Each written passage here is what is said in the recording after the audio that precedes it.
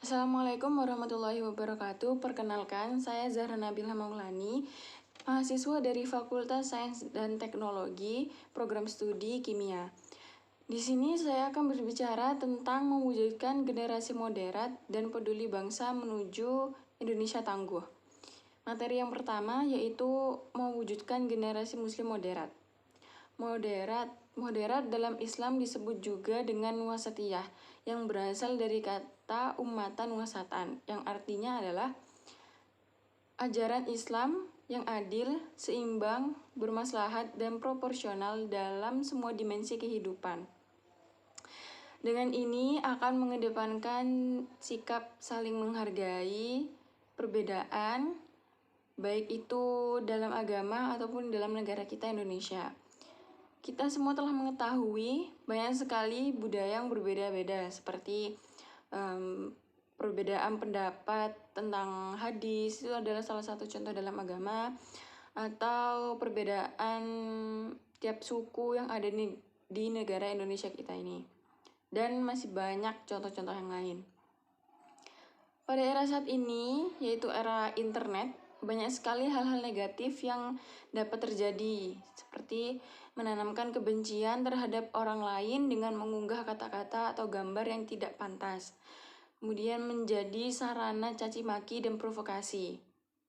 Itu dapat kita ketahui, banyak sekali kita temui juga di media sosial, terutama di media sosial yang cukup famous, yang cukup terkenal.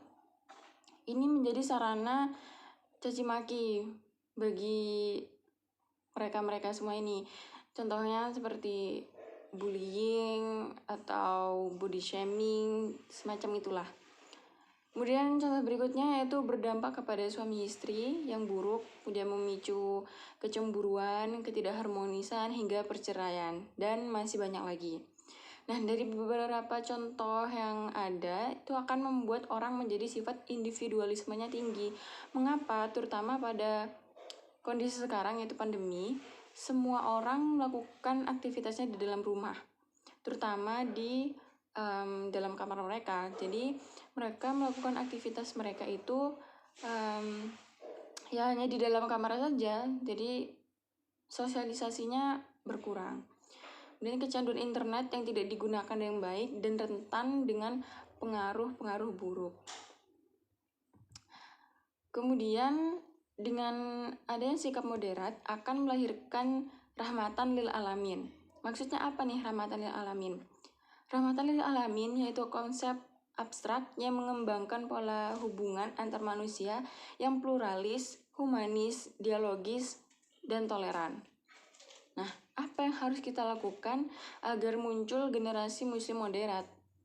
Nah, yang harus kita lakukan adalah mengikuti jejak dan langkah Rasulullah SAW dalam menghadapi kondisi jahiliyah pada saat itu. Oke, sekarang menuju tema yang kedua, yaitu peduli bangsa menuju Indonesia tangguh. Saya di sini pernah membaca salah satu artikel di internet, dan pada saat itu saya membaca bahwa Bapak Presiden pernah berbicara tentang seperti ini. Indonesia tangguh, Indonesia tumbuh hanya bisa tercapai jika semua saling bahu-membahu dan saling bergandeng tangan dalam satu tujuan.